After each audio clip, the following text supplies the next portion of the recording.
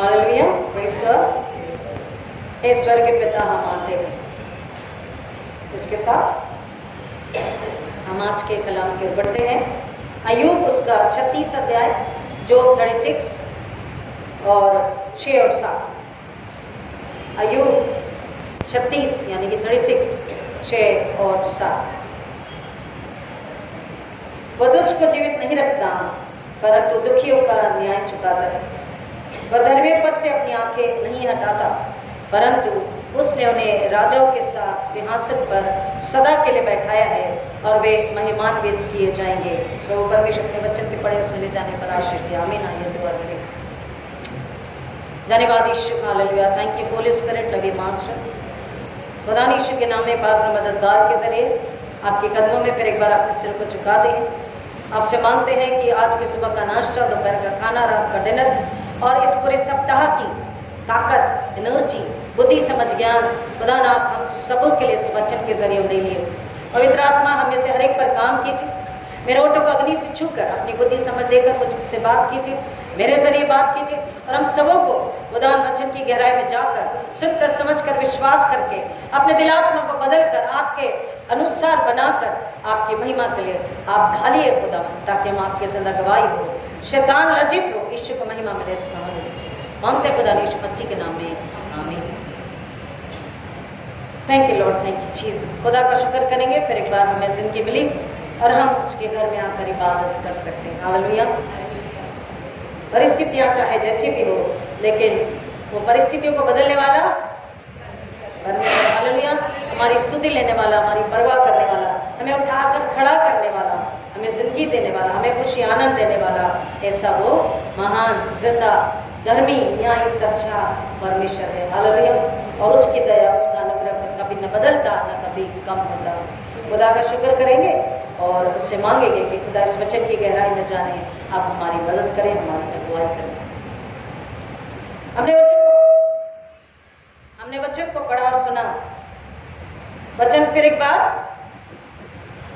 अय्यूब 36, 6 और 7। वह दुष्ट को जीवित नहीं रखता, परंतु दुखियों का न्याय चुकाता। वह धर्मियों पर से अपनी आंखें नहीं हटाता, परंतु उसने उन्हें राजाओं के साथ सिंहासन पर सदा के लिए बैठाया है और वे महिमान्वित किए जाएंगे। दो प्रकार के लोग हैं, दो प्रकार की कम्युनिटी है, दो प्रकार की बातें हैं और दो प्रकार के विश्वासी या भक्तजन यहाँ पर हम देखते हैं। और ये खुदा का कलाम ही कह रहा है, इसे बांटा हमने नहीं, खुदा ही हमें बता रहा है कि परमेश्वर का राज्य कैसा है और परमेश्वर के राज्य में कैसे लोग रह सकते हैं। हालेलुया। परमेश्वर के राज्य में क्या नियम है, क्या कायदा कानून है, परमेश्वर क्या चाहता और कैसा चाहता है। एलीहू यहाँ पर बात कर रहा है और एलीहू परमेश्वर के बारे में बताते हुए कह रहा है कि परमेश्वर महान है।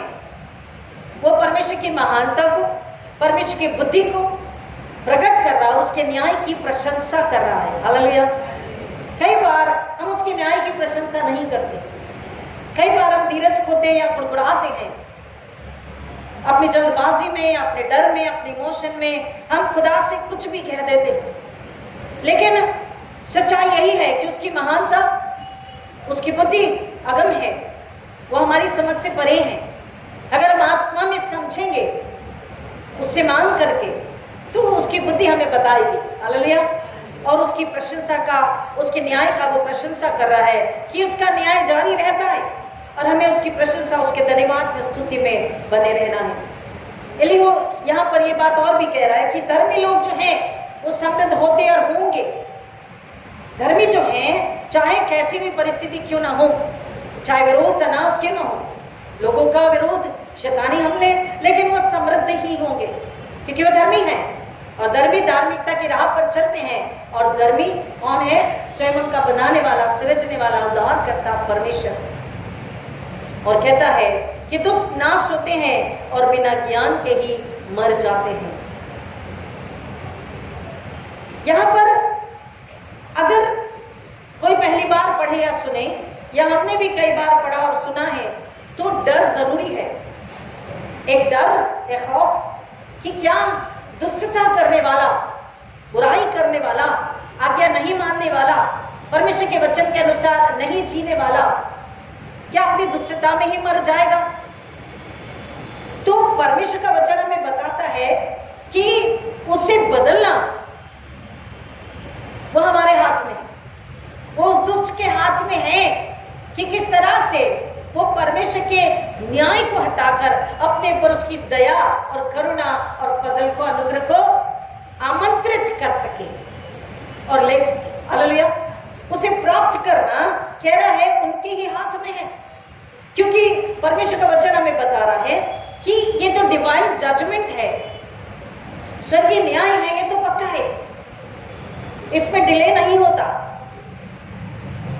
परमेश्वर अपने अनुग्रह में उसे देर जरूर कर देता है, लेकिन वो निश्चित है। लेकिन हर बार धर्मियों के लिए कह रहा है, अगर कई बार, जैसे अय्यूब इतनी तकलीफ में था तो उसको उसके दोस्त जज करने लगे, लेकिन परमेश्वर का वचन यहां पर बताता है हर बार मतलब कभी कभी, हर बार सफरिंग जो है वो पनिशमेंट नहीं होता। Hallelujah, hallelujah. हर बार सफरिंग जो है वो पनिशमेंट नहीं है। परमेश्वर उस सफरिंग को इसलिए लाता है हमें सिखाए और हमें रिफाइन करे। रिफाइन करने का मतलब क्या है? आप रिफाइंड तेल को जानते हैं, किस तरह से रिफाइन किया जाता है, बार बार उसको साफ किया जाता है। तो कई बार सफरिंग जो है, स्ट्रगल जो है, बीमारियां हैं, मौत है, गति कमी है, नामधराई है, कई प्रकार की समस्या जो है, बीमारी, तकलीफ, ये परमेश्वर दुख आंसू आने देता है कई बार, हमेशा नहीं, कई बार आने देता है कि हमें और सिखाए, हमें और शुद्ध करे, पाक करे और अपने लायक बनाए, अपने तक आने के लिए उसे तैयार कर सके, ताकि उसके जरिए वो औरों की मदद कर सके और अपने नाम की महिमा करवा सके। हालेलुया, आमीन। दूसरा ये वचन हमें यहाँ पर बता रहा है कि परमेश्वर बहुत बार इन तकलीफों और दर्द के जरिए, अगर हमारे जीवन में कई दर्द बने हुए हैं, कई प्रकार की तकलीफें हैं, गरीबी जाती नहीं, बीमारी ठीक होती नहीं, कई प्रकार की समस्या अगर है, तो हर बार ये पनिशमेंट नहीं है। ये है दूसरा, उसकी वजह है कि परमेश्वर उस दर्द के जरिए, उस तकलीफ के जरिए हमारे कानों को खोलना चाहता है। तो क्या हमारे ये कान खराब है? बोलिए ना, कान खराब है? नहीं, हम यहाँ वचन शुरू है, लेकिन कोई बच्चा खेल रहा, कोई बाहर से जा रहा है या बाहर आवाज हो रही, वो भी हमें सुनाई देती है। बाहर कोई चिल्लाएगा, गाड़ियों की आवाज, फोन की रिंगटोन हमें सुनाई देती है। हमारे कान खराब नहीं है, तो फिर क्या मतलब है इसका कि परमेश्वर हमारे कानों को खोलना चाहता है। और इसलिए तो कहता है कि जिसके कान हो वो सुन ले कि आत्मा कलीसिया से क्या कहता है। ये उस कान के विषय में बात कर रहा है जो आत्मिक कान है, आत्मा के कान जो परमेश्वर की आवाज को पहचान कर, सुनकर, समझकर उत्तर दे सके, रेस्पॉन्ड कर सके। हालेलुया, आमीन। कई सारी आवाजें हमारे कानों में आती है, संसार की आवाज, फैशन की आवाज, मित्रों की आवाज, शैतान के कई प्रकार के लालसाएं, अट्रैक्शन, डिस्ट्रैक्शन, कई प्रकार की आवाजें हैं, कई प्रकार की आवाजें हैं। अभी हमारे बच्चे खड़े होके गाते हैं बड़ों को देखकर, लेकिन सडन अगर एक और कोई बच्चा आ जाए और वो बच्चा खेल रहा है, भाग रहा है, तो ये बच्चा क्या होता है? कई बार बच्चे उसको देख करके क्या होते हैं? वो भी भागते हैं, वो भी खेलते हैं। ये हकीकत है, ये हकीकत है ना। बच्चे, हम भी बड़े, अरे क्या होता है? कुछ नहीं होता, चलो जी लेते हैं भाई, जिंदगी एक ही तो जिंदगी मिली है ना। अपनी इच्छा पूरी कर लेते हैं, थोड़ा सो लेते हैं, थोड़ा इस तरीके से कमा लेते हैं, थोड़ा इस तरीके से काम कर लेते हैं, इस तरीके से दुआ कर लेते हैं, इस तरीके से खुदा को देते हैं, लेकिन वो तरीका, हमारा तरीका खुदा को ना मंजूर है, ना पसंद है। उसके तरीके से, जिस तरीके से उसने इबादत करना, आज्ञा पालन करना, नम्र होना, शुद्ध होना सिखाया, अगर हम में से वो हट जाए, अगर हम में खुदा को दिखाई न दे, तो खुदा फिर क्या करता है? उसको पता है कि मानव हठीला है, वो प्यार की आवाज सुनता है नहीं, जब तक उसे छड़ी ना पड़े। तो दर्द और सफरिंग क्यों है? कि वो हमें धोए, हमें सिखाए, हमें साफ करे, शुद्ध करे, अपने पास लेकर आए। और दूसरी वजह यह है, उस दर्द के जरिए हमारे आत्मिक कानों को वो खोलना चाहता है। कान खुले और हम परमेश्वर की आवाज, अब परमेश्वर की आवाज कैसे सुनेंगे? रात खुदा आवाज नहीं देगा। शम्मिल आवाज आ रही थी तो उसको बोला गया कि जा तू अब खुदा से कहना कि बोल तेरा दास सुन रहा। हर बार परमेश्वर आवाज ऐसे नहीं देगा, लेकिन डायरेक्टली वचन के जरिए। वचन कौन है? स्वयं परमेश्वर है। हालेलुया। और वचन हमें आवाज देता है, यानी परमेश्वर आवाज देता है। और हम क्या करते हैं? वचन को अनसुनी करते हैं, इग्नोर करते हैं। वचन को हमें अनसुना नहीं करना है, वचन को हमें इग्नोर नहीं करना है। वचन जो कह रहा है उसे सुनकर, समझकर,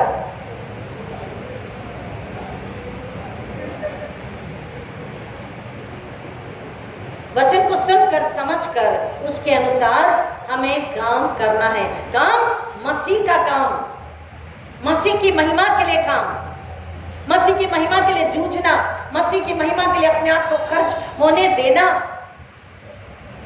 अपने आप को खर्च कैसे होने देंगे? अपने समय को बदलकर, अपना समय, अपनी सोच, अपनी लालसा, अपनी इच्छा, अपना पैसा, सब कुछ, अपना रिश्ता, अपनी चाहतें, अपनी लालसाएं, अपनी योजनाएं सब उसके कदमों में रख कर कि ये मेरी इच्छा, ये मेरी योजना, ये मेरी लालसा। लेकिन खुदा आपकी क्या इच्छा है, आपकी क्या योजना है, आपकी क्या लालसा है? मेरे और मेरे परिवार के जरिए आप कैसी खिदमत चाहते हैं, कैसे काम, कैसी योजना, कैसी सेवा आप चाहते हैं? आप मेरे आत्मिक कानों को खोलिए कि मैं आपकी आवाज को सुन सकूं, वचन को सुन सकूं, वचन को समझ सकूं। क्योंकि यहाँ पर जो वचन है बहुत ही सुंदर वचन है। जैसे लास्ट संडे हमने वचन को सुना, कंफर्मेशन सेरेमनी में बिशप साहब ने भजन 37 में से बात करी कि दुष्ट को पनपता देखो तो तुम न घबराना न कुड़कुड़ाना, क्योंकि दुष्ट जो है थोड़ी देर पनपेगा लेकिन वो हमेशा के लिए मिटा डाला जाएगा। लेकिन जो धर्मी है, जो परमेश्वर का भय मानते हैं, जो परमेश्वर के लिए बने रहते हैं, देखिए इसके लिए मैं आपके लिए वचन पढ़ देती हूँ। भजन 37 और उसका 7, अगर आपको मिला है आप भी पढ़ सकते हैं। भजन 37 और 7 पढ़िए। अगर यहोवा के सामने चुपचाप रह, हाँ, और धीरज से उसका आश्रय रख, उस मनुष्य के कारण ना कूद, इसके काम सफल होते हैं और वो बुरी युक्तियों को निकालता है। क्या कह रहा है परमेश्वर का वचन? कि जनरली लोग कहते हैं कि भैया तो इतने दुष्ट है और ये कैसे पनप रहे हैं। कई लोगों का सवाल होता है कि दुष्ट ये पनप कैसे रहे, और कई बार वो अपने ईमान में यानी विश्वास में कम होने लग जाते हैं, धीरज खोने लग जाते हैं, मसीह को सवाल करते हैं, मसीह से दूर जाते हैं। लेकिन मसीह को सवाल हमारा करना गलत है, क्योंकि उससे पता है, वो कहता धर्मी दुष्ट दोनों पर मैं धूप और छांव को, सुख दुख को, रोटी को, दाल को, सब्जी को सब पर मिलता हूँ, चारों मौसम सबके लिए है। बस न्याय में मैं क्या करता हूँ? पक्षपात नहीं करता, अपने समय पर मैं न्याय करता हूँ। दुष्ट पनपता जरूर है, लेकिन कब नाश होता है किसी को पता भी नहीं होता, वो दिखाई नहीं देता, उसका वंश नाश हो जाता है, उसकी इच्छाएं मिट जाती है। एक समय ऐसा आता है, और मैंने कई बार आपको उदाहरण बताया, मेरी जिंदगी 30 साल के अनुभव मैंने देखा, वो व्यक्ति कहाँ था और आज कहाँ है। रिश्तेदार भी नहीं पूछते, कलीसिया भी नहीं, दोस्त भी नहीं, फ्रेंड नहीं, समाज नहीं, कोई नहीं, क्योंकि उसकी दुष्टता, वचन कहता वो अपनी दुष्टता में ही मारा जाता है। दुष्ट को उसकी दुष्टता ही मार डालती है, कोई और नहीं। भजन 34 और 21, भजन 34 और 21 पढ़िए अगर मिला है तो। दुष्ट अपनी बुराई के द्वारा मारा जाएगा और धर्मी के बैरी शोषित रहेंगे। दुष्ट अपनी दुष्टता के द्वारा, कोई और नहीं। हमको वचन को इसलिए बोला है कि परमेश्वर हमारे कानों को, इन कानों को, आत्मा के कानों को खोलने के लिए, हमें कई बार सीख देने के लिए हमें शिक्षा देता है। हमें सुनना और समझना है कि वचन क्या कह रहा है। दुष्ट को उसकी दुष्टता निकल जाएगी। जैसे कई बार कहते हैं पानी का तैराक पानी से ही मरता है, तलवारबाजी करने वाला अक्सर तलवार से ही नाश होता है। एक व्यक्ति जो सांप पकड़ता था, सारी जिंदगी को इसका हाथ नहीं पकड़ सकता था, कि वह सो फेमस, हर तरीके के सांप, जहरीले सांप, इतनी आसानी से पकड़ लेता, उसे कुछ नहीं होता। और वो बहुत फेमस था और इतना फेमस हो गया कि अब उसकी वो फेम और नेम कहाँ चढ़ने लगी?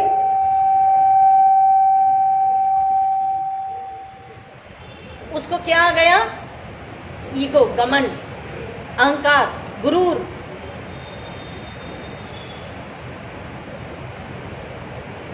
उसके दिमाग में क्या बैठ गया? गुरूर। मेरे से बड़ा सांप पकड़ने वाला कोई भी नहीं, मुझे कोई हरा नहीं सकता। इसी गलत फहमी में उसने फिर एक बार वही काम किया और क्या हुआ? लोगों के देखते ही उसका हुनर, उससे ही उसका गुरूर, उसका अहंकार, वो गलत बात उससे ही ले डूबी। उसी सांप ने उसे काटा और वो उसके जहर से मर गया। बाइबल कहती है दुष्ट को उसकी दुष्टता ही निगलती है, दुष्ट अपनी दुष्टता में ही मारा जाएगा। इसमें परमेश्वर का कोई रोल नहीं है, इसमें धर्मी का कोई रोल, कोई दोष नहीं है। हमारी दुष्टता हमें ले डूब जाती है। इसलिए परमेश्वर क्या करता है? उस व्यक्ति को सिखाने और समझाने के लिए, अपने पास लेकर आने के लिए वो उसको थोड़ी सी ताड़ना देता है, थोड़ा सा दर्द, थोड़ी सी तकलीफ, थोड़ी सी पीड़ा देता है, उसे सिखाए बताए कि वो परमेश्वर के पास में आ जाए। होता क्या है कि ये हकीकत है, एनालिसिस जब किया गया तो पाया गया कि भाई कुछ नहीं होता, देखो वो भी ऐसे, वो भी ऐसे, वो भी ऐसे, हमने थोड़ा कर लिया तो क्या होता। और लोग बुराई में, दुष्टता में अपने हाथों को, अपने दिमागों को, अपनी कमाई को, अपने पैरों को लेकर चले जाते हैं। लेकिन परमेश्वर का वचन क्या कहता है? भजन 113 7 और 8, भजन 113 7 और 8 अगर मिला है तो पढ़िए। वो कंगालों को मिट्टी पर से और दरिद्र को बुरे पर से इच्छा करता है कि तुमको प्रधानों के संग अर्थात अपनी प्रजा के प्रधानों के संग बैठाए। हमने थोड़ी देर पहले क्या पढ़ा 37 में कि दुष्ट को लगता है मैं पनप रहा हूं, तो उसे देखकर और भी लोग दुष्टता में बढ़ने लग जाते। इसलिए परमेश्वर का वचन न ठोकर खाओ न खिलाओ। अगर जो दुष्टता में बढ़ रहा है, क्यों? उसको लग रहा है उसका भी कुछ नहीं बिगड़ा, वो तो सालों से दुष्टता में है, वो तो बुराई और पाप और अधर्म में है, तो हमें भी कुछ नहीं होगा। वो अपने कदम को बिगाड़ लेता है, खुदा से हटा लेता है और वो नाश होता है। लेकिन परमेश्वर का वचन कह रहा धर्मी, नम्र, लाचार यानी परमेश्वर के सामने, परमेश्वर की महिमा के लिए, पैसा लाचार नहीं कि जिसके पास घर नहीं, नौकरी नहीं, लाचार यानी कि जो नम्र है, जो यहाँ पर वचन है दुखियों का, परमेश्वर की महिमा के लिए। दाऊद बहुत दुखी था क्योंकि हर तरफ क्या था? दुष्कर्मी लोग, पापी लोग, अधर्मी लोग, अन्यायी लोग, परमेश्वर का भय नहीं मानने वाले लोग। वो दुखी था, वो प्रार्थना कर रहा था बार बार। और इसलिए परमेश्वर का वचन कहता है कि वो दुष्ट को जीवित नहीं रखता, लेकिन वो दुखियों का न्याय चुकाता है और धर्मियों पर से अपनी आंखें नहीं हटाता। अभी हमने 113 को पढ़ा 7 और 8 को कि दुष्ट के लिए थोड़े समय का पनपना और फिर विनाश, नाश कुछ भी नहीं, लेकिन धर्मी के लिए थोड़े समय की तकलीफ लेकिन हमेशा का। वो जो है दुष्ट के पास टेम्पररी गेन है, टेम्पररी गेन, टाइमिंग, लेकिन धर्मी के पास, परमेश्वर का भय मानने वाले, परमेश्वर की महिमा में जीने वाले के पास हमेशा का, इटर्नल, परमानेंट जिसे कहते हैं, है ना। हम घर बनाते हैं तो कहते हैं कि अब हमारा ये परमानेंट एड्रेस है ना। वैसे ही परमानेंट परवाह, सुरक्षा, शांति, आनंद, बहुतायत धर्मी के लिए होती है। वो क्या कह रहा है? वो उसको प्रधानों के साथ बिठाता है। और बाइबल का वचन हमें याद होना चाहिए कि यीशु मसीह ने हमें दाहिने हाथ का वायदा किया है कि दुष्ट भूसी के नाई उड़ा दिए जाएंगे और धर्मी यीशु के दाहिने हाथ में होंगे, उत्तराधिकारी के रूप में। हालेलुया। और वो उस दुष्ट का न्याय करेंगे। और इसलिए वचन कह रहा है कि जो दुष्ट है उसको मौका है कि वो परमेश्वर के पास में आए और परमेश्वर का ज्ञान ले, परमेश्वर की समझ ले, परमेश्वर के प्रेम को ले, परमेश्वर के अनुग्रह को समझे और वो सच्चा पश्चाताप करे और अपने ऊपर से परमेश्वर के न्याय और दंड को हटाकर उसकी करुणा का वो भागी बन सके। उसकी करुणा के लिए वो परमेश्वर से जब प्रार्थना करता है तो परमेश्वर उसकी प्रार्थना को सुनता है। जो यानी कि अय्यूब 12 और 14, देखिए अय्यूब 12-14 क्या कहता है।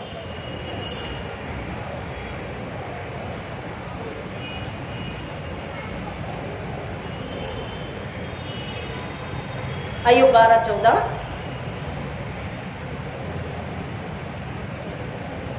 देखो जिसको वो ढा दे वो फिर काटाया नहीं जाता, कि जिस मनुष्य को वो बंद करे वो फिर खोला नहीं जाता।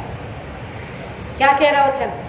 हमारे सवालों का जवाब कि जिसे वह ढा दे, और परमेश्वर किसको ढा देगा?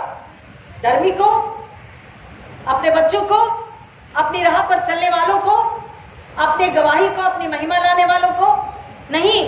किसको? जो दुष्ट है, जो दुष्ट है, जो अधर्मी है, जो परमेश्वर के भय में उसकी महिमा के लिए नहीं जीता। उस जिसे वो ढा दे उसे पुनः बनाया नहीं जा सकता।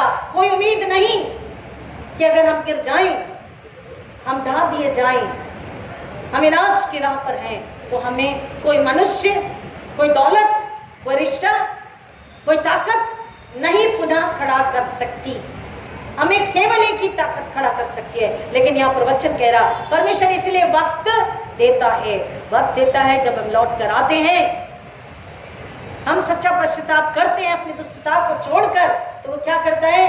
दया करता है और माफ करता है। सिंपल, दया करके वो हमें माफ करता है, क्योंकि हमने सच्चा पश्चाताप किया, हमने संसार शरीर दुष्टता की राह छोड़ दी, बुराई पाप छोड़ दिया। न ठोकर खाओ न ठोकर खिलाओ, हमने वह राह छोड़ दी। और इसलिए परमेश्वर, 13 वचन क्या कह रहा? परमेश्वर में बुद्धि और बल है, सम्मति और समझ उसी में है। उसकी सम्मति, उसकी बुद्धि, उसका बल, उसकी समझ, वो समझ में कम नहीं है। हमारी बुद्धि ऊपर नीचे होती है, हमारी सम्मति, हमारी बुद्धि किसी काम के नहीं, उसकी बुद्धि के आगे। वो अपनी बुद्धि में, अपनी समझ में, अपनी सम्मति में वो निर्णय लेता है और कह रहा, वो जिसे ढा दे उससे पुनः बनाया नहीं जा सकता, जिसे वो बंदी बना ले उसके लिए कोई छुटकारा नहीं है। परमेश्वर के क्रोध में हमें कभी नहीं फंसना पड़ना चाहिए। उससे मांगे कि खुदा आपके क्रोध से हम बचे रहे, क्योंकि अगर उसके क्रोध में हम बंदी बनाए गए, एक तो वो बंदी बने हैं जिन्होंने उन सख्तों ने आज्ञा तोड़ी, हमारा सख्तों ने आज्ञा तोड़ी और बड़ी जंजीर में, काले अंधेरे में डाले गए हैं। और उसके अनुयायी अगर प्रभु यीशु मसीह पर ईमान रखे, अपने आप को उसकी महिमा के लिए नहीं देते हैं, धीरे धीरे पश्चाताप करके नहीं सुधरते, नहीं बदलते, तो कहता उनको ढा देगा, उन्हें मिटा देगा, और जब उसे बंदी बना लेगा तो कोई छुटकारा नहीं है, उसके बाद कोई छुटकारा नहीं। इसलिए यीशु ने कहा, जब मैं आऊंगा तुम तैयार रहोगे तो तुम मेरे साथ होगे, अन्यथा दरवाजा बंद हो जाएगा और हम दरवाजा खटखटाते रहेंगे और वहां से अंदर से आवाज आएगी, मैं तुम्हें नहीं जानता। और इसलिए वचन कह रहा है, वो धर्मियों पर से अपनी आंखें नहीं हटाता। धर्मी कितनी भी तकलीफ में हो, विपदा में हो, पीड़ा में है, संकट में हो, बीमारी महामारी हो, वो क्या कह रहे हैं? वो धर्मी परमेश्वर के भय में, परमेश्वर की समझ में, परमेश्वर की बुद्धि में, परमेश्वर की महिमा के लिए दुख उठा करके भी धर्मी जीता है। अपने शरीर को, अपने प्राणात्मा को शुद्ध पवित्र नहीं होने देता, अपनी इच्छा को आगे नहीं रखता, वो परमेश्वर की इच्छा को स्वीकार के उसकी महिमा के लिए दुख भी उठाता है, आंसू, दर्द, पीड़ा, बदनाम, तराई, बदनामी भी लेता है। और उस धर्मी के लिए परमेश्वर कह रहा कि चाहे कोई कितनी भी कोशिश कर ले उसे गिराने की, उससे गिरा नहीं सकता। वो गिराएगा और मैं उसे उठा के खड़ा करूंगा। मनुष्य गिराएगा, तुच्छ गिराएगा, बदनाम करके गिराएगा, तकलीफ देके गिराएगा, शैतान उसे हलाकांत करेगा, लेकिन मैं उसकी रक्षा करूंगा, मैं उसे उठाऊंगा, मैं उसे बचाऊंगा और मैं उसकी महिमा को बढ़ाऊंगा। साम 91 में कह रहा, मैं उसे छुड़ाऊंगा और उसकी महिमा बढ़ाऊंगा, उसकी महिमा सुरक्षित रखूंगा, मैं उसे दीर्घायु दूंगा, मैं उसे अपने उद्धार का दर्शन कराऊंगा। और इसलिए भजन 33 और 8 कहता है, भजन 33:8, सारी पृथ्वी यहोवा से डरे, जगत के सब निवासी उसका भय माने। क्या कह रहा है? सारी पृथ्वी, सारी पृथ्वी, पृथ्वी पे जितने लोग हैं, जितने मानव हैं, वो उससे डरे कहता है और उसका भय माने। क्यों? क्योंकि वो इकलौता एक उद्धार करता, रचयिता, बचाने वाला, लालन पालन करने वाला, खिलाने वाला, समझाने वाला, सिखाने वाला वो परमेश्वर है। और भजन 34:15 क्या कहता है? भजन 34:15 अगर मिला है तो पढ़िए। यहोवा की आंखें हाँ, पर लगी रहती है, यहोवा की आंखें धर्मियों पर लगी रहती है और उसके कान भी उसकी दुहाई की ओर लगे उसके रहते हैं। कान भी उसकी दुहाई की ओर लगे रहते हैं। किसकी दुहाई की ओर? धर्मी की, आज्ञाकारी की, नम्र की। इसलिए बोला धन्य वो जो मन के दीन है, क्योंकि स्वर्ग का राज्य उन्हीं का है। जो नम्र है वे पृथ्वी के अधिकारी होंगे। पृथ्वी पर कितनी भी तकलीफ क्यों ना हो, एक समय हम अधिकारी होंगे। दुष्ट हमारे सामने झुकेगा, या वो नाश हो जाएगा या उसे झुकना पड़ेगा। पृथ्वी के अधिकारी खुदा ने हमें बनाया, और जीते जी आशीष है, जीते जी आशीष है। और मरने के बाद तो कह रहा प्रदानों के साथ यीशु मसीह के दाहिने हाथ में वो हमें बिठाने वाला है, और हमें वो सिंहासन देने वाला है, अपने सिंहासन को हमसे बांटने वाला है। और उस दुष्ट का न्याय जो आज बरगलाता है, कह रहा तुम करोगे। रोमी की पत्री 9:14 पढ़िए जल्दी से। रोमी की पत्री 9:14।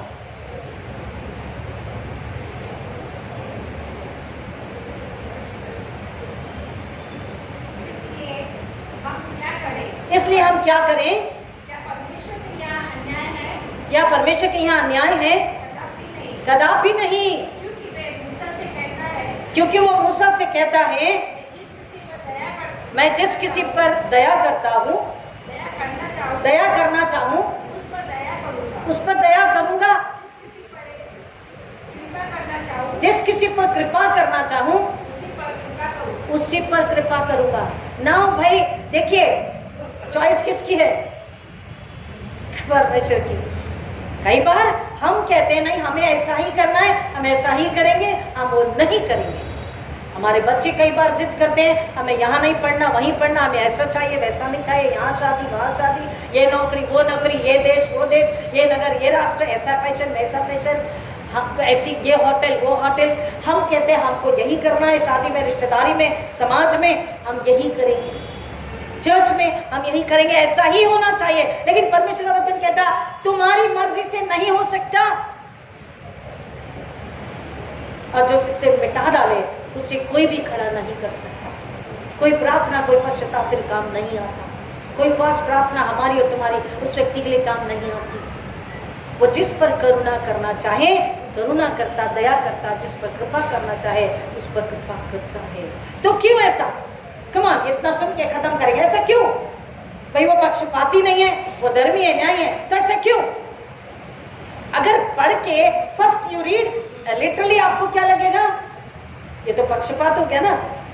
आप समझ रहे? ये तो पक्षपात हो गया। जैसे 3-4 बच्चे खेल रहे, हल्ला कर रहे, हमने किसी एक को बोल दिया बेटा शांत रहे, तो बाकी को क्या लगता है? या सुनने वाले देखने वाले क्या लगता है? अरे बड़े बड़े पार्शल है ये पास्टर, या ये मम्मी लोग या डैडी लोग बड़े पार्शल है, एक ही बच्चे को डांटा।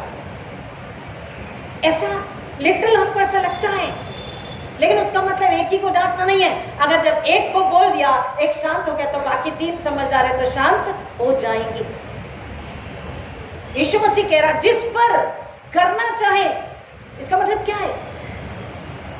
यहोवा हमारा बाहरी रूप नहीं, हमारा शमूएल की किताब पढ़ी है ना हमने, दाऊद का जब अभिषेक था, यहोवा हमारा भीतरी मन, हमारी आत्मा को देखता है।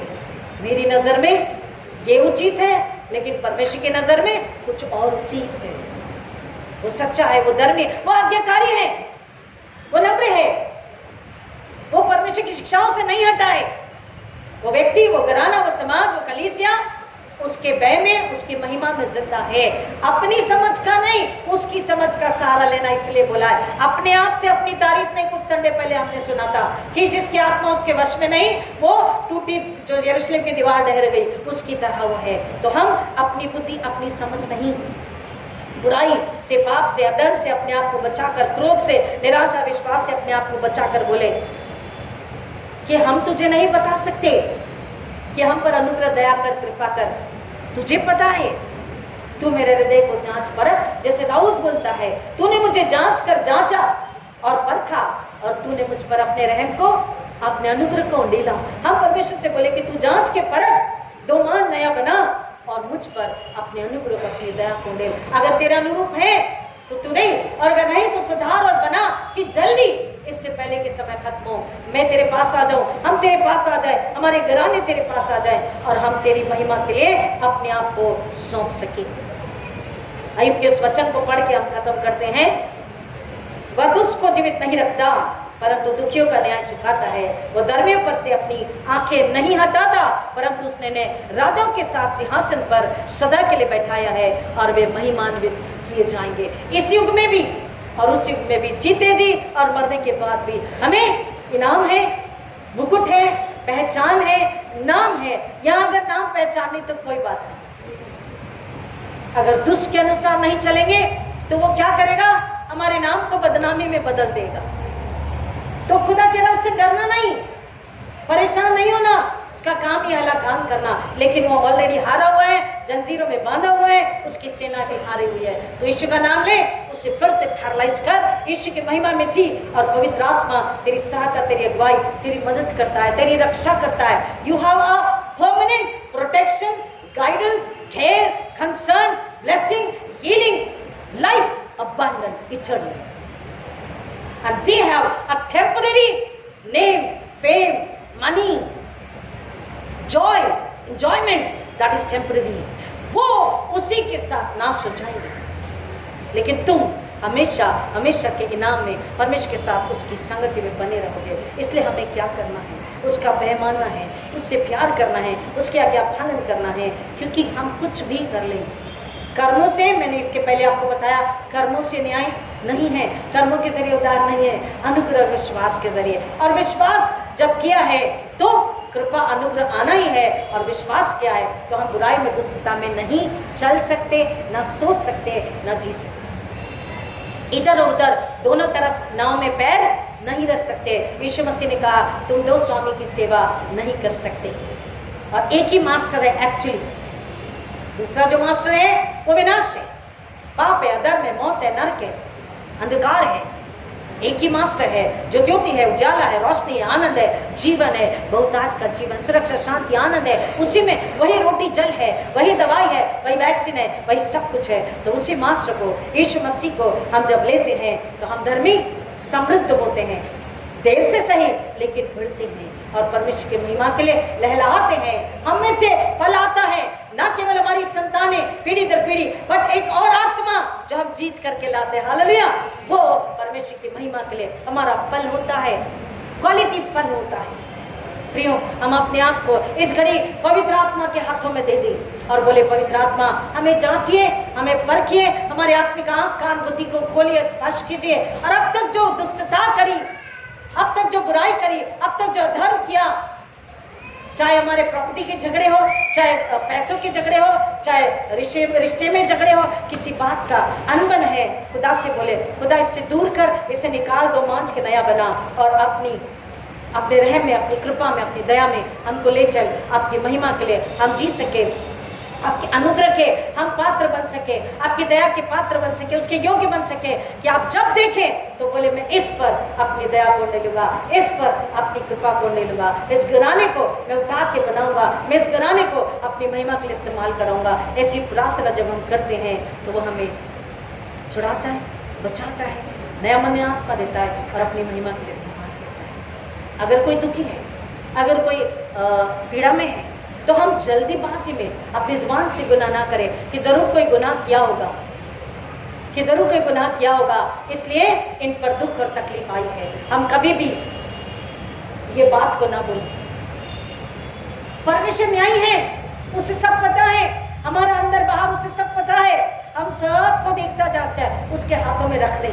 हम करें तो क्या करें, हम दुआ करें अपने से जो प्रेम करता, भलाई करता उसके लिए भी, और जो हमारे साथ बुराई करता उसके लिए भी हम दुआ करें, उसको माफ करें और बोले खुदा इससे बुद्धि दे कि ये नाश होने से बच जाए। प्रभु इस वचन की गहराई में जाने आशीष करे। आइए हम दुआ करें।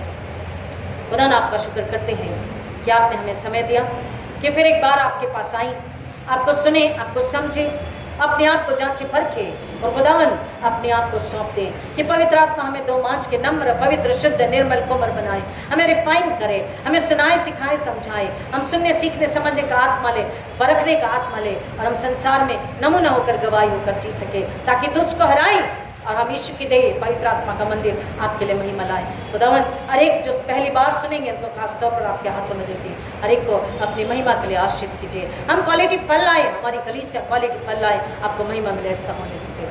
मांगते खुदा यीशु मसीह के नाम में आमीन। और हमारे खुदा यीशु मसीह का फजल, खुदा बाप की मोहब्बत, खुदा बाप की कृपा का शुक्रनामा अपने से हर एक के साथ खास तौर पर जो पहली बार सुनेंगे सुनने उनके लिए अब आजकल खुदा यीशु के दोबारा आने तक हमेशा हमेशा बना रहे। आमीन। God bless you.